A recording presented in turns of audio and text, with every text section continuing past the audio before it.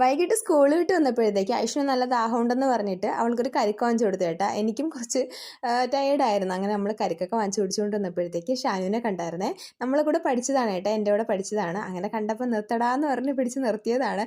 അങ്ങനെ അവൻ കുറച്ച് നേരം സംസാരിച്ച് അവനും കുറച്ച് കരിക്കൊക്കെ കൊടുത്ത് വേണ്ട വേണ്ടെന്ന് പറഞ്ഞ് നിർബന്ധിച്ച് കൊടുത്ത് അങ്ങനെ കുറച്ച് നേരം സംസാരിച്ച് കത്തിയൊക്കെ അടിച്ചിട്ട് നമ്മൾ ടാറ്റ പറഞ്ഞു പോയി. വൈകിട്ട് ഫ്രണ്ട്സിൻ്റെ കൂടെ ഒരു പേഴ്സണൽ കാര്യം ഉണ്ടായിരുന്നു കേട്ടോ. അപ്പോൾ അതിന് പോയിട്ട് വരണ വഴിയാണ് ഫ്രണ്ടിനെ കാണാൻ ക്യൂറസി കയറിയതാണേ. നമസ്കാരം. അശ്വതിയുടെ പാല് കാച്ചിന് വേണ്ടിയിട്ട് പാത്തുവിന്റെ വക പർച്ചേസ്. Okay, come on. അങ്ങനെ അവൾ നേരെ പോയിട്ട് എ സിയുടെ മുന്നിലായിരുന്നു. എ സി ഒക്കെ ഞാൻ വാങ്ങിച്ചു കൊടുക്കണമെന്നൊക്കെ പറഞ്ഞു. ഞാൻ പിന്നെ സമ്മതിച്ചു. പിന്നെ നമ്മളെ കൊണ്ട് എന്താ പറ്റാത്തത്. ഇവിടെ കാണാൻ വന്നത് വിശാഖിനെയാണ്. പക്ഷെ അവൻ ഭയങ്കര ഡ്യൂട്ടി ആയിട്ട് ഭയങ്കര ബിസി ആയതുകൊണ്ട് പിന്നെ നമ്മൾ കുറച്ച് നേരം അവിടെ അല്ലാത്തി ഇടിച്ചിട്ട് പുറത്തോട്ട് ഇറങ്ങി ഒരു ചായ കുടിക്കാനായിട്ട് ഇറങ്ങി.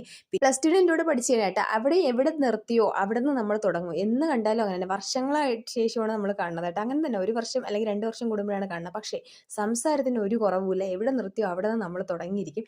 അങ്ങനെ 3 ചീയേഴ്സൊക്കെ ഇവിടെ ചായ കുടിച്ചപ്പോഴത്തേക്ക് ഇതാ ഒരു ബസ് പോയി. കൈ കാണിച്ചിട്ട് നിർത്തിയിട്ടുണ്ടായിരുന്നില്ല. അങ്ങനെ അവർക്ക് പോകാൻ പറ്റിയില്ല.